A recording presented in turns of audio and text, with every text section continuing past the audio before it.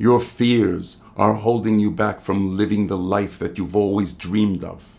Your fears are limiting you and keeping you in a tiny little space in which you're so afraid to be yourself that you took on a persona of somebody else. You're so scared of what other people are going to think about you or say about you. You're so afraid that even thinking of that gives you an anxiety attack. Why is that? Why are we so scared? Why do we have this fear of what other people are going to say or think? I'll tell you where it comes from, though.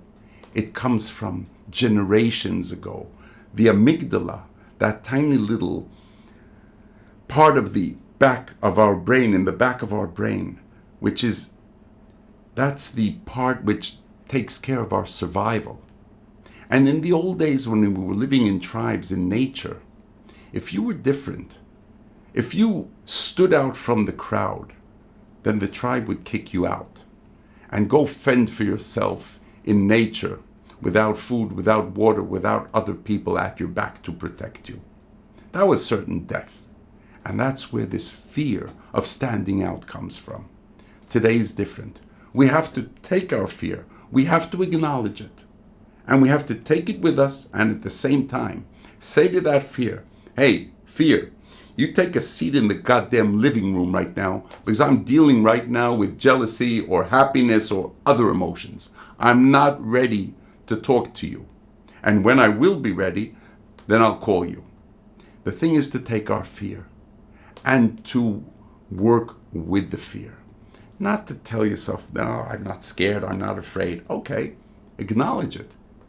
You're afraid of what other people are going to think or say. That's okay, I understand.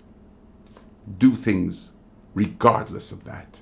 If you think you're right, if you think that what you're doing has value and is the right way to do it, fuck everybody.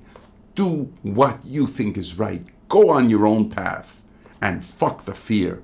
Fuck it, because you're not going to let the fear limit you. No way. That fear is going to, if it's up to the fear, it's going to put you in a prison. And that prison, you're going to languish and you're going to die.